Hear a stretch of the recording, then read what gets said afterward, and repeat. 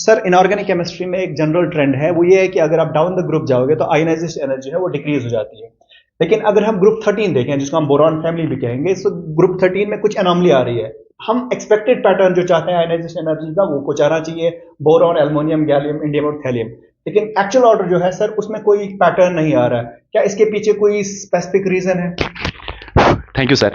Question आपने अच्छा पूछा है कि जब हम डाउन द ग्रुप जाते हैं तो डाउन द ग्रुप में क्या होता है कि एटम का साइज बढ़ जाता है, तो उससे आयोनाइजेशन एनर्जी डिक्रीज होनी चाहिए, बिकॉज दोनों के बीच में इनवर्स रिलेशनशिप है। तो उस हिसाब से जब हम ग्रुप 13 की बात करते हैं तो एक्सपेक्टेड ऑर्डर ये होना चाहिए था आयोनाइजेशन एनर्जी का, लेकिन एक्सपेक्टेड नहीं होता, इसका एक्चुअल ही होता है। तो अब यही रीजन आपको सर समझना है, ठीक है। देखो सर, इसके पीछे एक सिंपल सा फंडा ये है कि जब हम ग्रुप 13 की बात करते हैं तो ग्रुप 13 में हमारे पास क्या है, बोरॉन है, बोरॉन के बाद है एल्युमिनियम, एल्युमिनियम के बाद है गैलियम, गैलियम के बाद है इंडियम, और इंडियम के बाद है थैलियम, ठीक है। और अगर मैं बोरॉन की बात करूंगा तो देखो, ये आपका सेकंड पीरियड से बिलोंग करता है, ये आपका थर्ड पीरियड है, ये आपका फोर्थ पीरियड है, ये आपका फिफ्थ पीरियड है, ये आपका सिक्स्थ पीरियड है, ठीक। नाउ सी, अब होता क्या है कि जब आप बोरॉन से एल्युमिनियम की तरफ आते हो, नंबर ऑफ शेल्स क्या होती है, इंक्रीज होती है, और नंबर ऑफ शेल्स इंक्रीज होने की वजह से आयोनाइजेशन एनर्जी क्या होती है, वो डिक्रीज होती है, ठीक है। लेकिन जब आप एल्युमिनियम से गैलियम की तरफ जाते हो, एल्युमिनियम से गैलियम की तरफ आप जाते हो, तो होता क्या है कि गैलियम का साइज एल्युमिनियम के कंपैरिजन में छोटा है। अब गैलियम का साइज एल्युमिनियम के कंपैरिजन में छोटा क्यों है?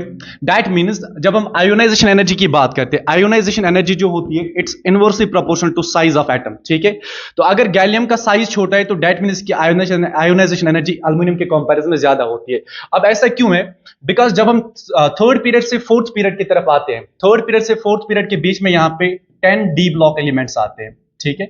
और 10 डी ब्लॉक एलिमेंट्स में जो लास्ट इलेक्ट्रॉन है वो जाता है n-1 डी सबशेल में।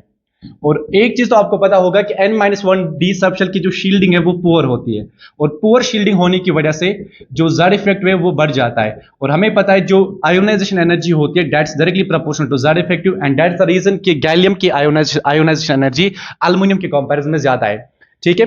अब जब हम इंडियम से थैलियम की तरफ जाते हैं, अगेन साइज इंक्रीज होता है, तो उस हिसाब से आयोनाइजेशन एनर्जी डिक्रीज होनी चाहिए थी। लेकिन as per the actual order thallium की आयोनाइजेशन एनर्जी इंडियम के कंपैरिजन में ज्यादा है। अब रीजन क्या है कि जब आप फिफ्थ पीरियड से सिक्स्थ पीरियड की तरफ आ जाते हो, फिफ्थ पीरियड और सिक्स्थ पीरियड के दरमियान इनके बीच में बेटा यहां पे 14 लेंथेनाइड एलिमेंट्स प्रेजेंट है, ठीक है।